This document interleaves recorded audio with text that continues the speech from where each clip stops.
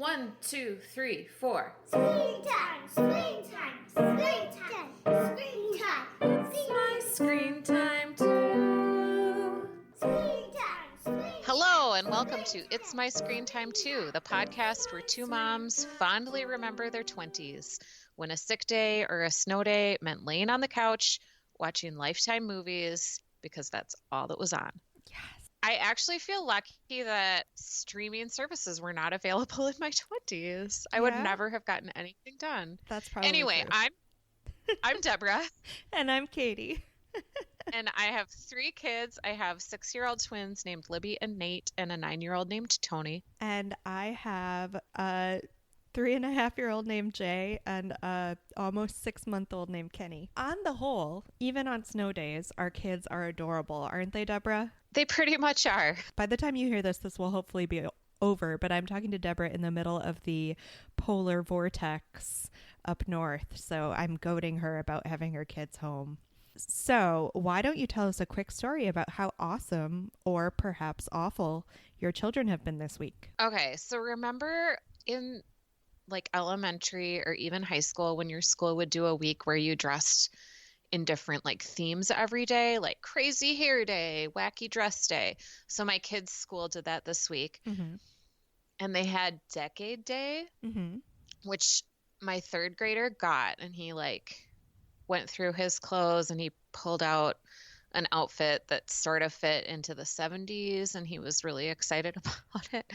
And then my kindergartner Nate said, "What's a decade?" Aww. Legit question. And like we had him dress up in like a flannel shirt and be like a 90s grunge theme, and it just went totally over his poor little head. Because it's about nostalgia, right?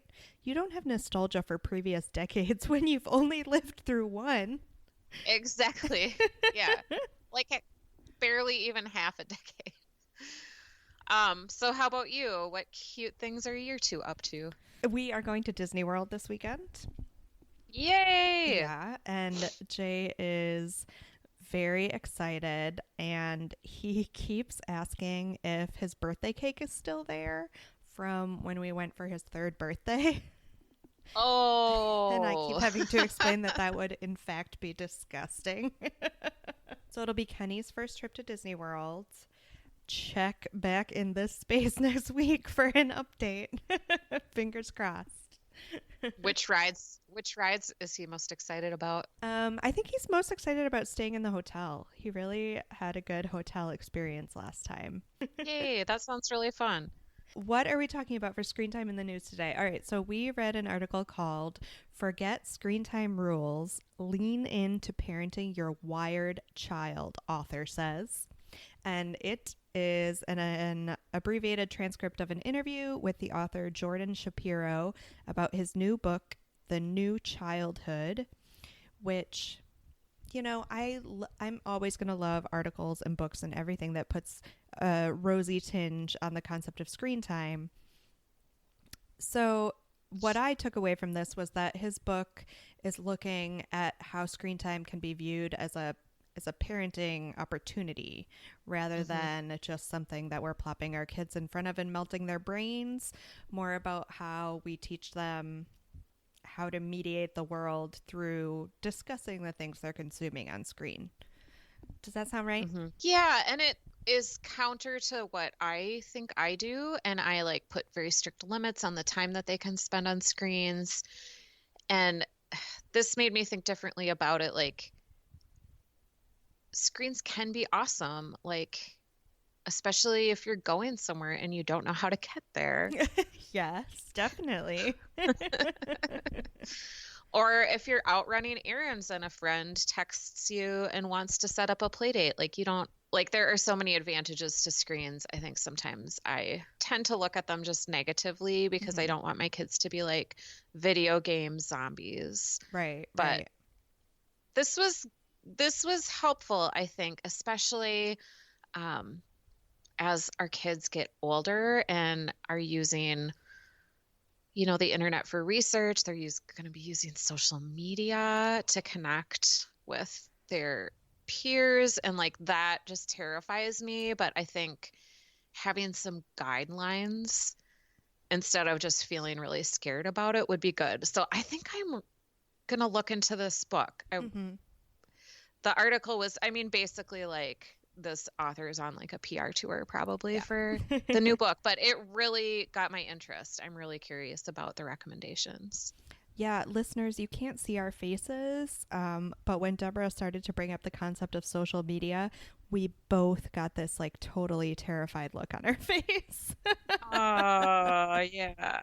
Like I want to put that off for them as long as I can because it seems horrible. And I mean, it was a good reminder that the more you interact with your kids with the things they're consuming on screen, whether it's just watching a movie and talking about the plot or like asking them what's going on in their Mario Brothers walkthrough, the more likely they are to like talk with you a little bit when it comes to things like social media later on. I mean, I'm not an idiot. I know that I'm not going to have a Gilmore Girls relationship with my children where they tell me everything. But like, You're not? secretly, I'm hoping to. Maybe at least if they're not brought up with screen time being this vilified thing that their parents hate, then, you know, there can be more of a dialogue to make sure that these terrifying things don't happen. I don't know. That maybe it's too rosy a way to look at it, but I like it. I like the rosy way. The new childhood. We'll check it out, and you should too. Before we move on to our main topic, I just wanted to give a shout out again, listeners. We are recording this at the end of January, so you'll be hearing this a little late, but I just wanted to give a shout out to an actor from one of our old favorites. This past weekend was the broadcast of Rent Live on Fox, and it was fine. We're not here to talk about that, but we wanted to give a little shout out to Jordan Fisher, who played the role of Mark in Rent Live and did a fine job. And he was an alum from one of our favorites, Teen Beach Movie. Ooh. So way to go, little Jordan, moving from Disney-friendly musicals to once transgressive, now kind of tame musicals on television. Well done. Prime time. Yeah. Live on prime time. That's amazing. So this week we watched Carmen Sandiego. I've really been looking forward to this one because it's something I loved as a child. So it's a Netflix show. It's really new. It premiered on January 18th. The year is now 2019. And it stars Gina Rodriguez as Carmen.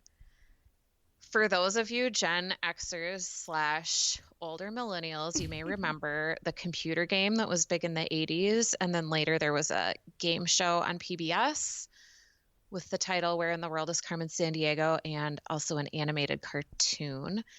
And in this Netflix like reimagining of the show, Carmen is a white hat criminal is the best way I can put it. So she's out there going all over the world committing crimes, but she's committing crimes to right the wrongs of the vile criminal enterprise. So she herself is a shady character, but she's doing it because she hates what the vile criminals are doing. And she has the help of a white hat hacker friend and some other coworkers, partners in white hat crime. So we picked it because obviously Carmen Sandiego was so good when we were kids. We've watched quite a few shows that are reboots from our childhood.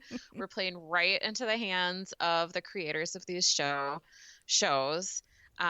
So it's a pretty serialized show. So we watched just the first 3 episodes, Becoming Carmen Sandiego, parts 1 and 2, and then episode 3, The Sticky Rice Caper. We'll go through these episodes one by one and then move on to our more general thoughts. Okay. So Becoming Carmen Sandiego Part 1 introduces us to the child Carmen Sandiego, who was abandoned and brought up on this island. And the only thing on the island is this school for thieves run by Vile. So she is essentially brought up to be a thief. When she's, I don't know, I guess a young teenager, she finally convinces the staff to admit her as a student, even though she's younger than everyone else who would be there. And she's really excited because, you know, she's been raised to believe that being a thief is this wonderful thing. And she's already very skilled. So she goes to thief school. She meets some friends. And she excels by all accounts until it comes time to do the final exam, in which an instructor who has it out for her essentially makes it impossible for her to pass. So all of her friends graduate from thief school and she does not graduate. So she's really disappointed. She's convinced that they are keeping her from graduating for some reason. So instead of just taking her fate sitting down, she decides to sneak away with the newest class of graduates as they go on their first caper. And that's where episode 1 ends. Right. Do you want to just summarize episode 2 really quick, and then we'll talk about them both together because it was kind of a two-parter? Sure. So when she's stowing away on this mission, they end up at an archaeological dig in Morocco, and Carmen sees what the vile criminals are doing, and she realizes that they're criminals. She thwarts their mission, and then she gets in big trouble back at Vile, and we see this is like the apex of her origin story. Like they're all hunting her throughout the school. She has to escape, so she pretends to be the bookkeeper of Vile.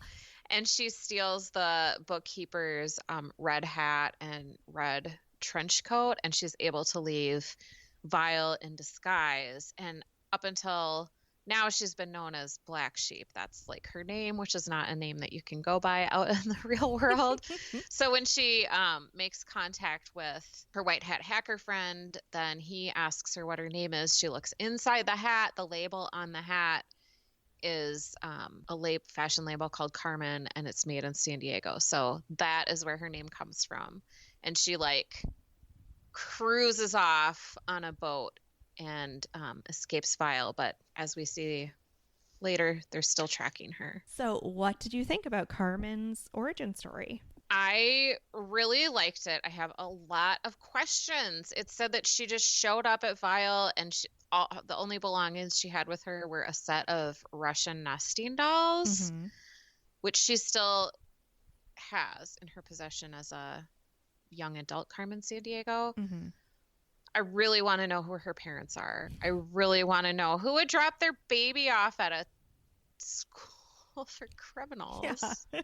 I thought it was so good. I really liked it. How about you?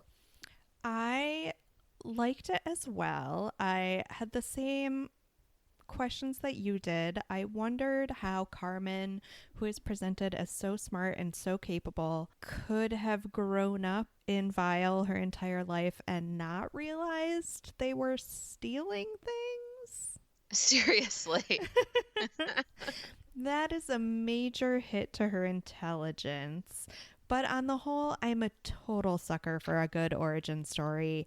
I can see Spider-Man get bit by the radioactive spider a million times. Like, I seriously don't mind. Yeah, I thought it was great. I was very engaged. I loved the whole, like, oh, she just randomly pulled this name literally out of the hat. And that is where her whole legend began. I loved it. Yeah, and there's just a lot of suspense. I mean, so there's like the instructors back at the school are tracking her moves, and they know what she's up to, and they're trying to thwart her. The like crew of criminals out in the world is tracking her. Interpol is also tracking her, and Interpol is like this pair of detectives, and like one is like a hapless guy.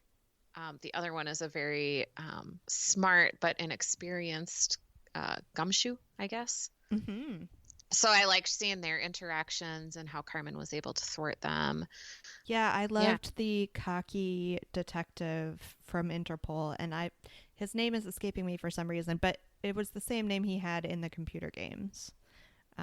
Inspector Deveneaux or something. But he was the perfect, like, just blowhard, thinks he knows everything, but is actually pretty clueless. It was a great role. In fact, like, the show totally sucked me in.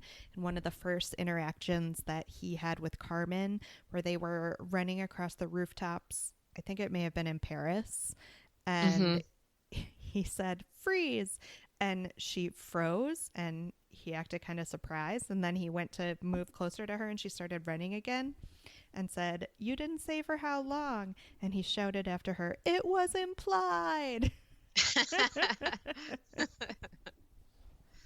And I was in from that moment because I'm a sucker for good dialogue, and this had it. It was good. Should we move on to the sticky rice caper? Yes. Okay. So episode 3, the sticky rice caper, since Carmen's origin story is pretty much wrapped up, this episode introduces us to the format of the show moving forward, which is going to be like a different caper every episode. This one takes place they're in Jakarta, right? Indonesia. My geography should be better. Okay, so they're in Indonesia.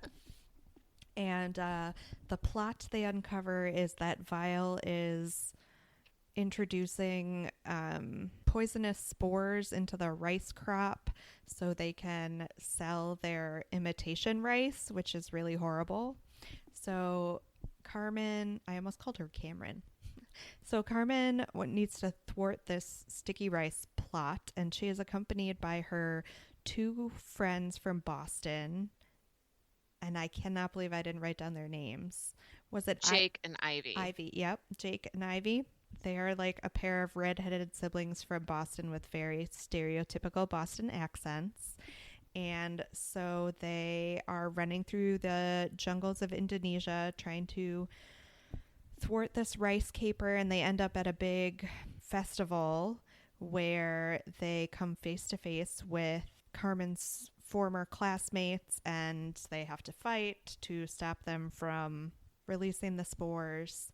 And in the end, Carmen and her allies are triumphant, and the rice is saved, and we all learned a little something about Indonesia and shadow puppetry. Okay, a couple things. I liked how they interspersed the facts about the country that they were visiting. I felt like it was slightly educational, but not in an overt, like, knock you over the head with it way. I did not know that Indonesia has the 4th largest population in the world. I did not know that either. I found that fascinating.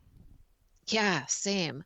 Even though so many people live there, is selling instant rice really a big money maker? I got the feeling like it was maybe less. Well, it was certainly for the money, but also just for the fact that it would be unpleasant for the people affected by it, and the folks at Vile would really like to impose hardship on other people. Yeah, so they're like criminals, but they're also just mean. Yeah.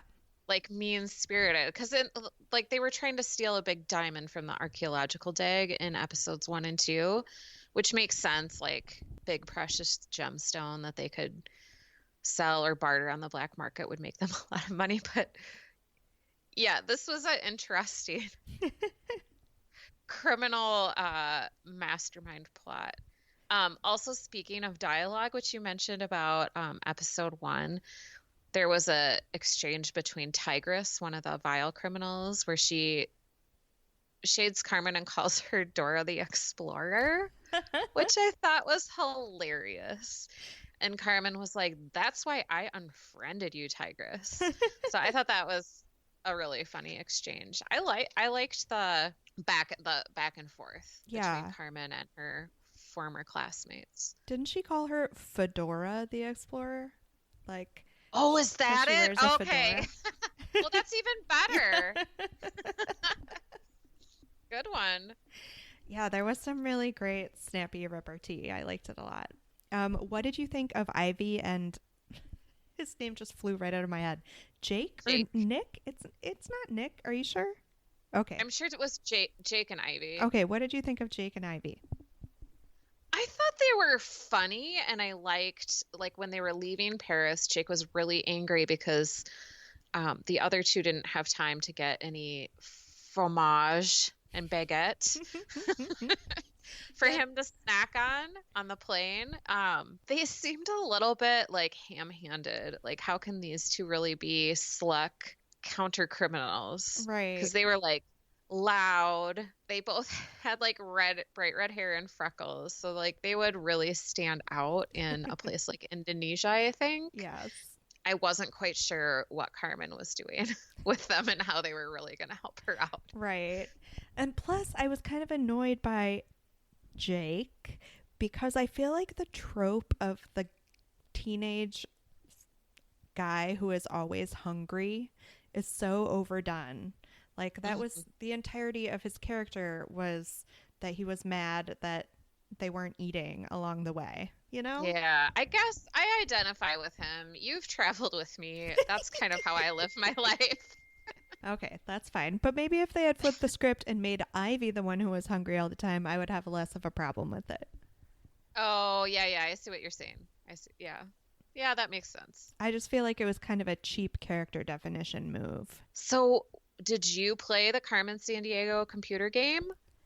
Or watch the show or the animated show? I'm old enough that there was a time when there were 3 reasons you went to the computer lab at school. One of them was to learn to type. One of them was to play Oregon Trail. And the third was to play Carmen Sandiego. Yeah, same. My geography knowledge should be better than it is because I so looked forward to those opportunities. But again, old enough that opportunities to go to the computer lab weren't all that common. Like, I don't even feel like it was weekly. Yeah, it may not have been weekly. Gosh, remember floppy disks? Yeah. I remember playing the game, although I looked up you can see YouTube videos of like what the game looked like, and I didn't have much of a memory about that. Whereas I feel like Oregon Trail, the interface is pretty like indelibly etched onto my brain. Yeah, really the only images I remember from playing Carmen Sandiego is seeing the great big USSR on the map. And I think I remember it so distinctly because shortly after that, the USSR did not exist. Yeah. So when I think about that time in history, like that image from the computer screen comes up in my head. And I also remember that it was quite text based. Like, you did a lot of reading. It wasn't quite like we think of video games today that are so visual, and there was a lot of reading. Right. Which is good. I think it was a good game. I was not really even aware until I saw your show notes that there was an animated series, but I do remember watching and really liking the game show that was on PBS. And also I went down the YouTube rabbit hole. You can watch like old episodes of Carmen Sandiego on YouTube, and the ones I watched are like somebody recording it as it's playing on a TV, so the quality is terrible, but I had a lot of nice feelings of nostalgia, like going down that rabbit hole. And the theme song was so good. Yeah, and I did not realize that theme song was just for the PBS game show. There was a different theme song for the animated series, but just that it's so catchy. Where in the world is Carmen Sandiego?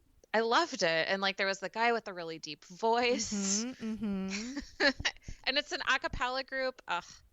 I wish that they would have been able to use that for this cartoon, because then I think it would have just been like beyond all my expectations. But tonally, I feel like it's not like they're trying for that more gritty. I know. You can't see my face, but I just made up. I'm so over that face. But maybe the theme song that we so love would contradict that, unfortunately. So I, as a child tween, which I was when Carmen Sandiego was on, I don't think I really realized that she was a criminal. Yeah. And this one is in this reboot on Netflix. It's like that's the crux of the whole show. What are your thoughts on crime school. My primary thought was, why do criminals have to graduate from crime school? Like, why do they care at excelling at crime school? They're criminals. Right, right. I have the same initial reaction, but then this is jumping ahead a little bit because I really thought that this show compared a lot to the Jason Bourne movies. Yeah. The Bourne Identity, and like people who enter the CIA, like they go there and they learn how to commit crimes. Yeah, that's true. Right? Mhm. I mean, like they train to be like assassins and conduct espionage against foreign entities, and I'm sure they have hackers in their employ. So I guess it makes sense. Like you need to have some structure. Yeah, and why wouldn't they have structure on the other side, not just the law enforcement side? No, that's a good point. Yeah, and not all criminals can be autodidacts, I don't think. They probably need some formal training. I just love that there's like an overarching organization whose interested is to train future criminals. Yeah. Like, do they all go on to work for Vile? Or like, do some of them go on to like their own little criminal enterprises, and Vile is happy to like have invested in their education and then just let them go? That's a really good question. We only watched the first 3 episodes. I don't think we know exactly how far reaching the Vile Empire goes. Maybe it's like going to West Point, where like you have to commit for a certain number of years and then you can go your own way. So you have to be a thief for Vile for like 5 years, and then you can be your own thief. That would seem like a fair exchange for the education that they provide. I think so. I think it's interesting that you brought up your questions about Carmen's parents, because while the first 2 episodes did a really good job of setting up her origin, and then the 3rd episode kind of changed tack to the Caper of the Week format, you're right that there are lingering questions that could sustain a longer serialized show. So in that sense, I thought it was put together really smartly. It's obviously not so much a reboot as it is a total reimagining, and they have brought in elements from the other versions, like the white hat hacker that Carmen interacts with is just referred to as player. And I did not, and obviously when you were playing the computer game, the computer called you player, but I just watched a little clip of the animated show, and I had forgotten that that was structured around like a little live action shot at the beginning of like a kid on their computer in their bedroom, and Carmen would taunt them and refer to them as player. So in this case, player is Carmen's ally, but it's a nod back to the games and the old series where player was Carmen's adversary. So the new show abandons the whole, and I don't know if this is the right way to say this, but the second person framing, like it's not talking directly to you. It's telling you Carmen's story. Which I thought, interestingly enough, could be a real missed opportunity for the interactive technology that they've been developing, like we saw in Stretch Armstrong. Because you could really go a long way to sort of making the show more like the computer game, in that you would get choices in how things went. More recently, there's been a lot of press given to the interactive episode of Black Mirror that came out. Have you watched it? Oh, Balderstrong? Benedict Cumberbatch? Banderdash? I think it's called Bandersnatch. Okay, I have not. I've heard about it, but I have. And I mean, I was curious about that because we watched the Stretch Armstrong. I think this would be an awesome show for an blend. I can envision it like the CD-ROM adventure things that were available when I was like in junior high. Because you could choose where she goes next, but yeah, you could eventually view all the options like in a choose your own adventure story. Maybe down the line they'll do like isolated episodes like that, kind of like Stretch Armstrong did. I guess that's my hope for it. That would be great. So Gina Rodriguez plays Carmen, and she's from Jane the Virgin, right? Yeah, I thought she was excellent. Did you have any thoughts about any of the other characters' I have heard some voices. complaints from Bostonians about the twins' accents. Oh, yeah. Sort of in a similar way that Deborah hates Midwestern accents on television almost uniformly because they're inaccurate. Yeah. But since I'm not from Boston, I couldn't pick up on whether they were good or bad. I did think Gina Rodriguez was great. The characters, the one thing that they did carry over, another thing that they carried over from the games was all of Carmen's associates in the games had like really punny names, like stupid punny criminal names. So in one of the early episodes when like the graduates are picking what their criminal names are going to be, one of the characters' names is Graham, and he is like a former electrician, so he uses this like almost cattle prod like device when he is a thief, and he's like, my criminal name will be Graham Crackle, and everyone else is like, no, they'll never take us seriously if we have stupid punny names. So then he changes his name to just Crackle. But I thought it was funny that they brought up how silly the fact of having a punny name was. Did you have any thoughts about the other characters? I thought they were good. I didn't recognize any of them. I flipped through IMDb. I thought they did a great job. Nobody really stood out for me. Moving on to music, I thought the background music was good. It helped set the tone for the right amount of like suspense and action and coming up. And one of the vile villains is a mime, which is also kind of a funny thing. And whenever he didn't get a lot of screen time, but whenever he was like trying to act something out, they would play a little like tinkly jazz piano in the background, which I thought was a nice touch. Any thoughts on the music or moving on to animation style for you? The animation style is really simplistic. It's very much like a comic book. Everything is kind of has that angular look about it. When a person isn't talking, their mouth is just like a line. And when it comes to traveling to different areas of the globe, they seem to, at least thus far, be reducing locations to just like an iconic silhouette.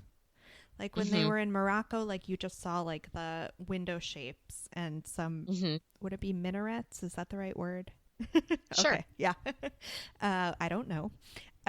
Or like, you know, in Paris, you would just see the Seine and the Eiffel Tower, and it would really just be like silhouettes.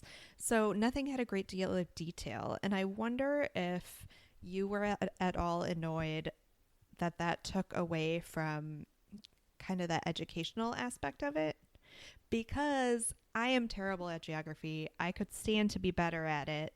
I would love to like know what the major sites are in Poitiers, but I feel like this version is just giving me very broad strokes, literally, in the way that it's animated. Did you feel that at all? I didn't really, because most of the action takes place in the dark at night, because that's when criminals are active, I guess. True. So I guess I'm willing to forgive the lack of detail, lack of attention to detail in the animation. There definitely would be room for more vivid imagery about the places that they visit. I guess they tried to do like a little information download at first where like player would send Carmen some information and be like, this is Indonesia, fourth largest population. Like she did get a little download that way, but I don't know. I guess the animation, I felt like it was a little bit of a missed opportunity, but that could just be because I'm a nerd and I want everything to be school. So were you able to compare this to any adult movies or TV shows? I love a good heist film or heist show. So I immediately thought of Ocean's 11 Or there was this British television show that I watched a long time ago, long enough ago that I actually had to Google it to remember its name, called Hustle. And it was a similar sort of thing where like they were a team of thieves, but they were going after worse people with these elaborate heist schemes. And I love it. I love that you get to see the whole process, like the different steps that they take, like the different cons that go into making a successful heist. That stuff is catnip to me. So that's what it made me think of. You mentioned the Bourne films. Anything else? Just thinking like Carmen Sandiego is like Matt Damon playing Jason Bourne, and then Player is like Julia Stiles in the Prague apartment on the on the laptop giving him directions. That was pretty much what I had. Also a little bit Ozark on Netflix, because it's kind of like the main character gets kind of enmeshed in this crime syndicate with maybe better intentions than they end up having down the line. So a little bit of that. I realized I forgot to include on the doc the question about the gritty HBO reboot. That's okay. I only got as far as I love Gina Rodriguez in this role. I wouldn't mind seeing like a live action Carmen. I think she could definitely pull it off if it were filmed in those actual places. That would satisfy some of the more geographical things. I don't know. I would like to see it go back to the original PBS show and have it more of a game show. I think that could be really fun. I think, gosh, the opportunities for Carmen Sandiego are endless. I think it's a really good, like, as a skeleton for a TV show or game show concept. It's fantastic. Yeah, I think you could go so many different directions with it. As usual, I couldn't decide whether I wanted a comedy or a drama. So I had two thoughts. They could do like a HBO Carmen Sandiego starring Melissa McCarthy. Because here's the thing. Melissa McCarthy is so funny, but I feel like so often the characters she plays,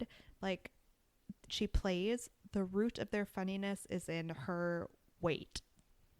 Yeah. And she's so funny in so many other ways that I think it would be great to give her a character that is like so instantly recognizable for something other than that. Like the red coat and the red hat. And that would be her immediate visual hook. And then we can just see all the hilarious things she can do with it from there. My other idea, because looking back on YouTube for old episodes of Carmen Sandiego, I did not realize that Rita Moreno voiced Carmen in the animated series. Oh. So I thought maybe we could do like a Carmen in November, like she's later in her career, later in her life, like she's not quite as spry as she was. She can't do like flips over cars or anything. She's maybe trying to come to terms with the life she's chosen for herself.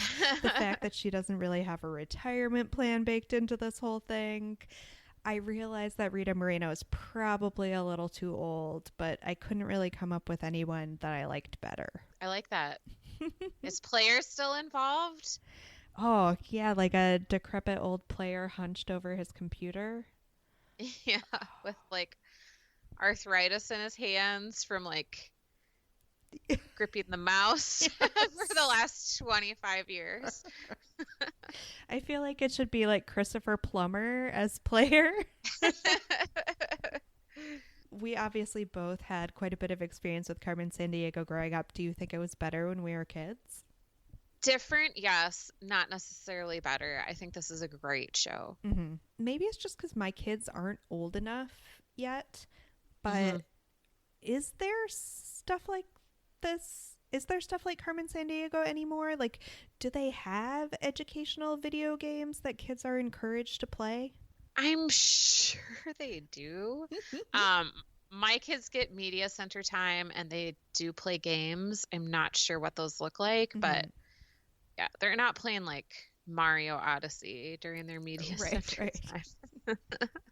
I wonder what the games will be that, like, 30 years from now, they're watching television shows about, being like, oh, you remember going to the media center and playing blah. Right. I agree. Not necessarily better, but different. But because I'm such a nerd, I tend to think that the original Carmen was better. Theme song for sure. Would you ever watch this alone voluntarily? Honestly, probably not, but I think it's fine to watch with Jay. It like gives him that little bit of action. It's a little bit scary, Mm-hmm. but also has like a teeny tiny educational component to make me feel better. So Mm-hmm. I probably would never watch it alone voluntarily, just because the things that I could possibly watch with my kids, I save up to watch with them. Right. You? Yeah, I am very curious about how this goes. Um, that said, there are so many adult shows that I want to watch. Mm-hmm. I probably will not watch this alone. Um, but that brings us to 10 seconds on whether this is good for our kids. I think it's fine, right? I don't think my 6-year-olds would actually follow it Mm-hmm. Mm-hmm. that well. I think Tony could get into it. Um, I actually watched the trailer with Libby and she thought it was a little too scary Mm-hmm. looking for her. So I don't think it's bad, but it's maybe not right for every kid. We're just trying to, well, not just, we're constantly trying to get Jay to understand like the progression of a story and how Hmm. when you really want to know what happens next, like the solution is to pay attention and you'll find out what happens next. Um, Instead of just every 2 seconds being like, Mommy, why is that happening? Mommy, why is this happening? Which I understand, like, it's important for us to interact around screen time, but we're also trying to teach him like how a narrative works. And Yeah. watching this show with him, it's like he finally kind of sort of got it Yep. because he would be like, Mommy, I want to find out why she wears that red coat. I didn't really think it was bad for Jay. Like, obviously, he's not following the intricacies of it, but I would definitely prefer to have, for me, and prefer to have for him, the game show version. Yeah. Something about those kids. You remember the end scene? Well, of course you do. You just watched episodes of it on YouTube. You remember the end scene where like they would have to find places on a globe and it was like a big map of the world on the floor. So they would have to actually run to the Yes. places. Yes. Oh, I loved Yeah. that. Yeah. Super, super good concept. So ratings. I'm gonna give it a 5. I thought it was excellent. Yeah, based only on my nostalgia for previous iterations, I will give it a 4.5 just because I'm horrible. But yeah, it was really great, really fun. All right. Well, thanks for listening to this episode of It's My Screen Time Too. Please rate and review us on Apple Podcasts or wherever you get your podcasts.